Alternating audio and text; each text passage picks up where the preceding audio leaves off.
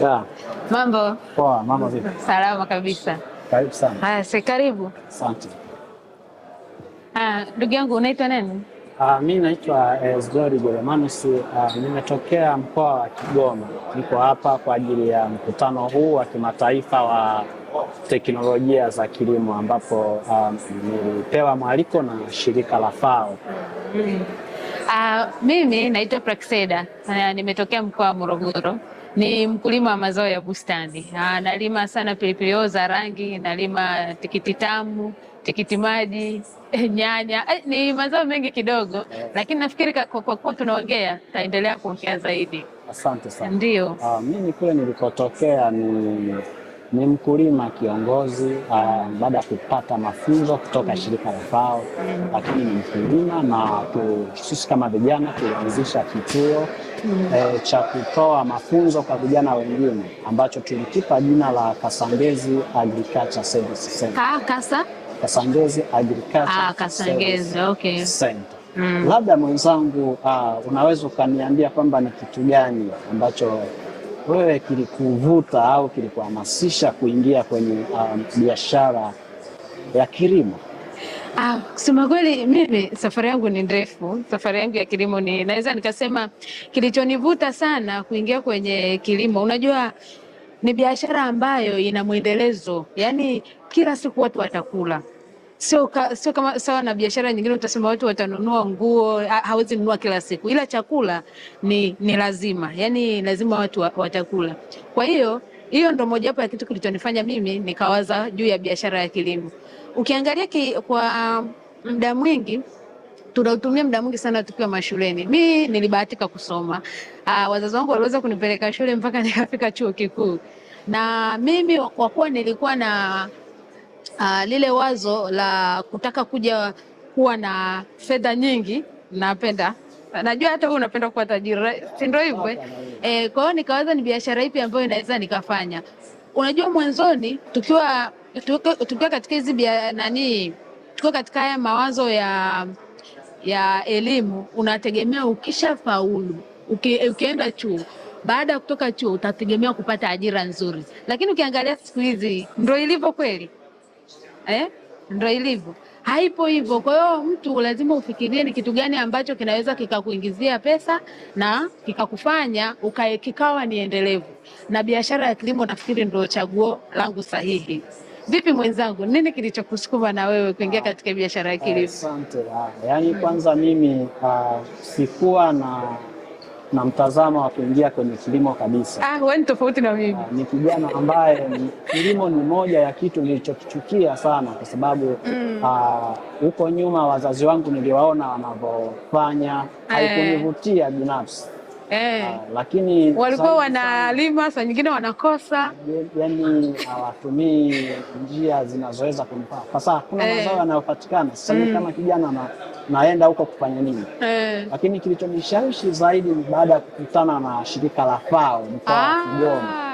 Wakaja maeneo yetu ya Kasulu. Na kwa bahati nzuri nikawa miongoni mwa watu waliopewa mafunzo mapema sana. Kwa hiyo ulipata mafunzo ya kilimo baada ya shirika la FAO kuja katika eneo lenu. Okay, sawa. Nilipoingia huko nikaanza kufanya na nikaona matokeo yake. Nalima, navuna, nalima kwa mstari na kuuliza sumu za kukinga mazao kwa wadudu, na ni kweli nikaanza kuona kama ni issue muhimu sana mimi kama kijana. Yaani kutokea hapo ndo ukawa umeanza sasa kukipenda kilimo? Nikaanza kukipenda kilimo. Okay. Sasa baada ya hapo nikawa na mtu mmoja afisa kilimo akanipa wazo kwamba sasa Esdori, kwa nini msianzishe, tafute vijana mkaanzisha center. Kwa hiyo tukajiorganize kama vijana tukaanzisha hicho kituo kinaitwa Kasangezi Agriculture Service Center. Kwa pale tunaanza kufanya vitu mbalimbali vya kilimo kwa wananchi. Okay. Lakini FAO pia wakaenda mbali zaidi baada ya kuona lile wazo, wakatusapoti solo spray pump, jembe ya kokota ng'ombe. Kwa hiyo kuna huduma ambazo mnazitoa sasa kwenye jamii. Ikiwemo mnawafundisha namna ya kulima, namna ya kutumia zana za kilimo, mbinu bora za kilimo, namna ya kupambana na kuhakikisha wanatumia mbegu ambazo zinastahimili mabadiliko ya tabia ya nchi. Na vitu hivyo ambavyo kabisa ni vitu ambavyo ni muhimu sana na vinaweza kufanya kijana kama kijana kapata. Kwa hiyo ni muhimu sana kuingia kwenye kilimo. Na umeona imeleta matokeo? Imeleta matokeo, ndio maana niko hapa. Kwa sababu bila hivyo kufuatilia na kuweza kufanya kile kitu ambacho FAO alinifundisha na mimi nikaanza kupeleka kwa vijana wenzangu, nafikiri nisingekuwa hapa, lakini I feel proud to. Sawa. Basi hata mimi bwana, katika safari yangu ya kilimo niliwahi kutana na FAO pia katika baadhi ya miradi ya vijana, ilikuwa chini ya SUGECO. SUGECO ni ushirika wa wajasiriamali wa Chuo Kikuu cha Kilimo cha SUA. Kwa hiyo kuna mafunzo waliokuwa wanaratibu, na wakati huo ilikuwa kama mwaka 2018-19, na wakati huo na mimi nilipata chance ya kwenda kuwafundisha wale vijana. Kwa hiyo nilipewa fursa kwa sababu tayari nilikuwa nishaingia kwenye kilimo, na nikaanza sasa kuwafundisha vijana wengine. Kwa kweli tuwafundisha vijana wengi almost kama 1500 hivi. Umeona ilivyo na matokeo. Kwa hiyo ile iliwa impress kwa sababu mimi nalima, na wakaniona mimi ni kijana mdogo, binti mdogo, kwa sababu pia nina taaluma ya kilimo. Nimefanikiwa kusoma hadi Chuo Kikuu cha Kilimo cha SUA na nina taaluma ya kilimo cha mazao ya bustani. Tunashukuru sana. Kwa hiyo pale nikawa sasa nafundisha. Kwa hiyo kutokana na kule kufundisha kukaendelea kunipa fursa na wigo wa kuwafahamu watu wengi zaidi, na ndo mpaka ambapo nilipoweza kuzieneza hata zile teknolojia ambazo mimi ninazozitumia, nikaweza hata kuwafundisha watu wengine.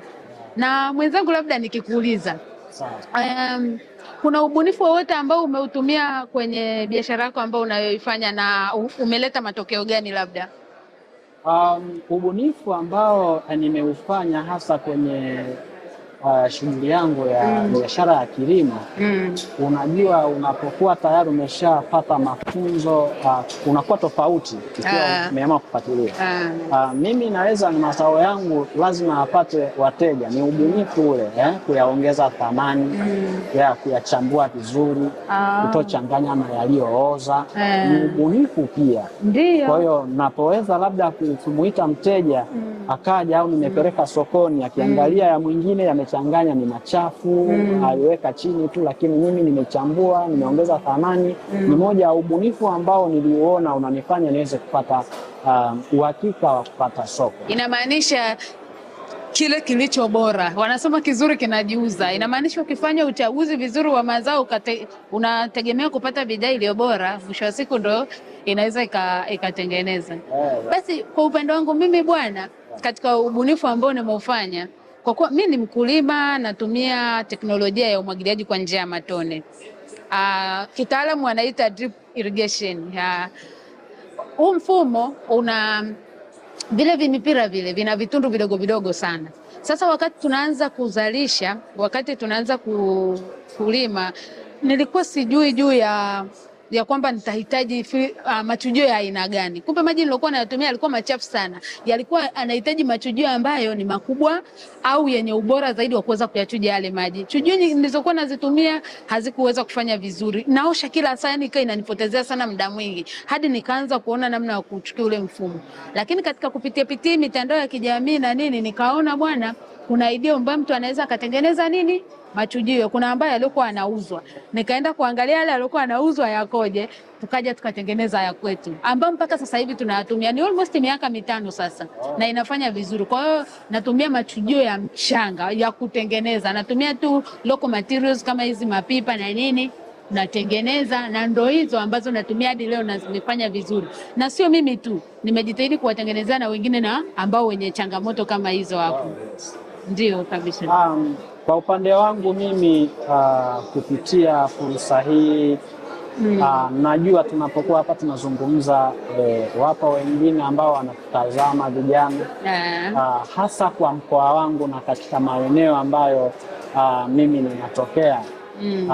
Ninachukua tu kuwatia moyo kwamba waingie kwenye kilimo, kwa sababu kulingana na hiki kitu ambacho tumekutanisha hapa kupitia FAO, zana za kilimo sasa zinaweza kutufanya tukarahisisha zaidi shughuli za kilimo lakini tukaweza kuingia huko na tukavuna bila kutumia nguvu nyingi sana kama wazazi wetu walio. Kweli zana za kilimo hizi za teknolojia zinarahisisha sana. Zinarahisisha.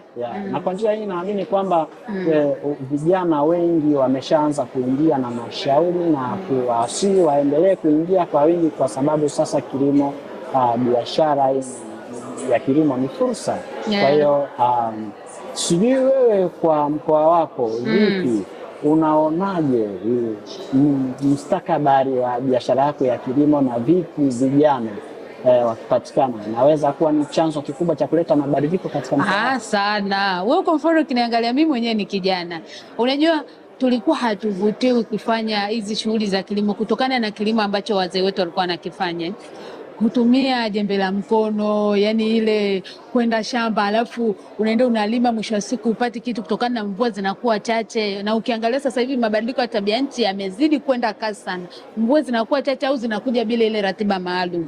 Kwa hiyo mimi nafikiri mustakabali wa vijana kuingia kwenye kilimo sasa hivi unazidi kuongeza kasi kwa sababu ya ubunifu ambao unaendelea kujitokeza. Kwa mfano tukiangalia kama sisi sasa hivi una uwezo wa kulima kwa kutumia trekta, una uwezo wa kutumia greenhouse ambao ni shamba dogo. Greenhouse ni shamba dogo lakini lina uwezo wa kuingiza mazao mengi na likakupa kipato kikubwa zaidi kama mimi ninavyofanya. Kwa hiyo nafikiri vijana wengi watazidi kuvutiwa kwenye kilimo kama tutakifanya kiwe kirahisi na ambacho kinaweza kutengeneza hela nyingi. Na nafikiri pia inabidi tujitokeze kwa wingi tuone ni kwa kivipi. Nafikiri tutavutiwa zaidi vijana tukiona wenzetu ambao wanavyotengeneza pesa nyingi kupitia kilimo. Ukiweza kufanya hivyo, kwa sababu tunaambiwa miaka ijayo mamilionea watatoka kwenye kilimo. Wewe ndugu yangu unaona hilo? Mimi ninaliona kwamba baada ya miaka 5 ijayo Mungu akinipa uhai sitakuwa kama hivi tulivyokutana na wewe leo, kwa sababu najua. Kwa hiyo ndani ya miaka 5 utategemea kuwa nani, au unaionaje biashara yako miaka 5 baadaye? Itakuwa nzuri zaidi kupita sasa. Yaani kama ni kuendelea kuboresha itakuwa imeboreka zaidi. Lakini nina swali moja nikuulize. Wewe kwako kwenye biashara yako ya kilimo labda ni changamoto gani ambayo wewe ulikutana nayo yani mpaka ikakufanya yani wewe ukawa na ukapata labda kitu cha tofauti sana ambacho kilikufanya wewe ukaendelea kusurvive kwenye hiyo kazi yako? Yaani ndugu yangu, changamoto ninazokutana nazo ni nyingi sana, lakini ambayo ni more interested ni kwamba changamoto niliwahi kukutana nao, niliwahi kulima shamba la nyanya ekari 4. Ndugu yangu, si unajua vile unavyosikia kilimo kinalipa na nini, japokuwa kwa namna moja au nyingine kinalipa au kutokulipa, ila tulipata changamoto ya mvua. Miti nyenye tunaisimamishia miti ile ilikuwa kumbe imepandwa na mchwa ikaloa, nyanya zikawa zinadondoka. Nikaa najitahidi kusimamisha hapa nyingine kwenye maji, lakini wapi. Kwa hiyo ni mojawapo ya changamoto nilokutana nayo ni hiyo, lakini pamoja na magonjwa. Kuna magonjwa ambayo kwa kweli bado mpaka sasa hivi hayana kinga, lakini kutokana na mimi nafanya utofauti, niliweza mimi kutibu udongo wangu ambao ninaotumia. Kuna njia ambayo nilitumia kwa ajili ya kutibu ule udongo, yani tuseme ni kama treatment, ikanirahisishia mimi mpaka leo naweza kulima, kwa sababu sio mazao yote ambayo yanaweza yakawa yanashambuliwa na huo ugonjwa, lakini kwa mazao mimi ambayo ninayoyalima yanashambuliwa nayo. Lakini na kwa kuwa tayari nina soko, nini nikifanya sasa ili niendelee kuwepo sokoni? Ilibidi sasa niutibu udongo wa shamba hivi, elewa, shamba ili niweze kulima kile ambacho soko linahitaji na ndo ambacho kinaniwekea faida, na ndo mpaka leo hii naweza kulima kwa sababu niliutibu udongo wa kwenye greenhouse wote, na ndo ambao mpaka sasa hivi nautumia kulima. Sawa, changamoto zipo. Kwa upande wangu mimi niseme kwamba changamoto zipo nyingi, lakini changamoto hasa ambayo nilikutana nayo na ikanipa kitu cha ziada na kitu hicho kikanifanya niweze kuweza kufaulu kwenye hilo tatizo ni mabadiliko ya tabia ya nchi. Aha. Kwetu mkoa wa Kigoma yalikuwa hayapo, lakini kwa sasa yapo. Mvua zilinyesha kama ulivyosema, kubwa zaidi, mara mawe, mara joto. Nilipata shida, lakini nilipata kukumbuka kwamba nilipewa elimu ya kutumia mbegu zinazostahimili mabadiliko ya tabia ya nchi. Ulipewa na nani hizo mbegu? Na shirika la FAO. Okay. Wamesaidia sana, lakini pia wakanisapoti pia na kipimo cha soil pH, kipimo kile cha kupima udongo. Kwa hiyo unapima udongo. Ushakuwa mtaalamu sasa wewe. Ushakuwa mtaalamu wa kilimo sasa wewe, naona. Kwa sasa hivi mnapima udongo? Tunapima kwa wale ambao wamehitaji, kwa sababu kwa kuwa sasa tuko vijana pale na tuna kituo, mtu anaweza akaja akasema mimi jamani, naomba na mimi msaada, lakini au siku hiyo tuna mafunzo na tunaweza tukapanga kwamba labda wiki hii tutatoa matangazo kwamba waje vijana 50, tutakuwa na mafunzo labda ya zao la maharage au labda namna ya kupulizia viuatilifu kwenye mazao. Kwa anapokuja wengine anaweza akajitokeza kwamba naomba unisaidie nami na kupima. Kwa hiyo naweza nikampa siku tu, tukaenda shambani kwake nikamsaidia kupima ile tindikali ya udongo. Hicho kituo kiko wapi vile? Maana kuna wakati nimeenda kufundisha pia vijana Kigoma, sikusikia kuhusu hicho kituo. Kiko sehemu gani mkoa wa Kigoma? Hicho kituo kinapatikana wilaya ya Kasulu vijijini. Kasulu vijijini. Hivi Buhigwe iko wapi? Buhigwe ni wilaya sasa tayari. Okay. Basi mimi nilikuwa Buhigwe. Na nilikuwa nawafundisha vijana pale, lakini kwa kuwa serikali sasa hivi kwa kuwa imeweka vile vipimio vya udongo katika kila halmashauri, kidogo hiyo imerahisisha na wakulima kidogo wanalima kwa teknolojia. Umeona mbaya sana. Kwa kiasi fulani, lakini ukiwa nacho kama wewe ulivyonacho pale, hata mimi natumia hivi vifaa vya kupimia udongo, lakini hivi vidogo vidogo kama kile ambacho cha kupima tu hiyo unatusema pH si nini, lakini inabidi ili ulime kitaalamu zaidi unahitaji hiyo huduma sana, ili unapotaka kulima uone kwamba je, ni vitu gani unavyoenda kukabiliana navyo vilivyoko kwenye ardhi, na kama unahitaji kurekebisha ardhi au kama kuna kitu cha kuongeza, matokeo yake yanakuwepo pale. Nyie wenzetu mmekuwa more advanced kwa sababu tayari na kifaa ambacho mnapima hata shambani kwenu na watu wa jirani. Tunatumia sana za halmashauri. Ni kweli. Kwa sisi mkoa wetu wa Kigoma tuseme shirika la FAO lime expose sana kilimo kinatakiwa kulimwa kwa mazingira ya namna gani. Kama nilivyokuambia mwanzo, mimi nilikuwa kilimo kwangu nilikuwa ni habari mbaya na sikutamani, lakini mpaka sasa ninapokuambia vijana wenyewe wanaanza kuelewa kwamba sasa tunatakiwa kuingia kwenye kilimo, na kupitia hizi teknolojia ambazo tumeweza kushiriki mkutano huu wa teknolojia za kilimo, nina uhakika wale wanaotutazama wataelewa, kwa sababu sisi pale kituoni kwetu mpaka tuna zile vifaa vya kupandia seed planters ambazo naweka mbegu. Hongereni sana. Hongereni sana. Yaani mkulima ni rahisi kwenda kuingia na kupanda, so anapinda mgongo mpaka unaweka kamba. Ukilima ekari moja tu unaweza kupata kijana magunia 15-20. Sasa kijana kama kijana, hata ukiuza kwa shilingi labda niseme labda gunia moja kwa 1,000, kiuza 5 na 500, ukatoka hapo kaenda kufanya kitu kingine.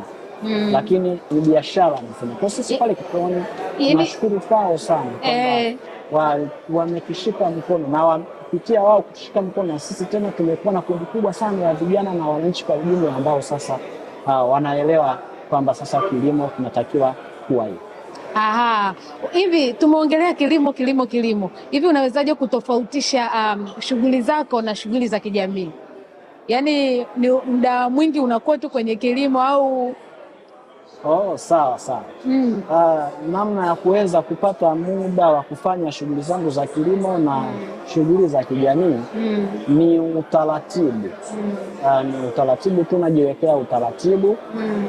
Na kwa sababu kile ni kilimo biashara, naweka bajeti. Naweza nikachukua wasaidizi wakaenda shambani, nikasema siku hiyo natembelea mashamba ya wakulima 10. Kumbe umeajiri? Umeajiri? Nafanya biashara nikiuza mazao. Umeajiri wangapi? Tunatumia tu cheap labor. Okay. Ya wale rahisi tu kwamba leo twende 5, wanafanya kazi wanarudi na walipa. Sio wale wa mkataba wa moja kwa moja. Hata mimi hivyo nimeweza kutenganisha shughuli zangu na shughuli ambazo ninazozifanya kwa kilimo kwa kudelegate. Kitu ambacho nilichokuwa nakiamini mwanzoni ambacho sasa hivi naona kweli nilikuwa nakosea, ni kuamini kila kitu unafanya wewe. Yaani kila kitu kuanzia kulima, kuzalisha, sijui kuuza, kila kitu ulikuwa unafanya wewe. Lakini kumbe inawezekana kwamba vitu ukadelegate, alafu vitu vingine wakafanya wengine, vingine wewe ukafanya. Mimi nilikuwa naingia shambani, nalima mwenyewe, navuna mwenyewe, naenda kuuza mwenyewe. Kumbe sasa hivi angalau watu tumeweza kufanya nini? Tumeweza kujigawa kwamba huyu atahusika baada ya kumaliza shughuli yako, mwingine anaendelea. Vizuri sana na nikupe hongera. Lakini nikukaribishe siku moja mkoa wa Kigoma uje kuona kile walichofanya kwetu FAO. Kwa hiyo hata mimi nakualika sana kwa mkoa wa Morogoro. Sisi kwa upande wetu tuko tu binafsi, lakini pia huwa tunatoa huduma kwa wakulima mbalimbali. Pamoja na kuwa ni mkulima, lakini pia huwa tunajenga greenhouses, tunajenga masolar dryer, tunatoa huduma za organic kwa wakulima. Tunajua wakulima wengi wanapata changamoto kubwa sana ya kupata ule utaalamu namna ya kulima. Kwa mimi ni mkulima, na kampuni yetu sisi inaitwa Migeto Agribusiness Company. Ni kampuni ambayo ni kampuni ya kifamilia, na fanya mimi na baba watoto wangu, yani tunashirikiana kwa pamoja. Kwa hiyo sisi, baba wangu sana yeye ni engineer, anajenga sana hizi nani. Mimi niko sana na bezi sana kwenye upande wa uzalishaji. Kwa hiyo nafundisha namna kama wewe unavyofanya. Umeona wote unawafundisha wakulima, na mimi huwa nawafundisha. Umenielewa? Nikushukuru sana. Na tutaonana tena. Na mimi nashukuru sana. Karibu sana Morogoro. Asante sana.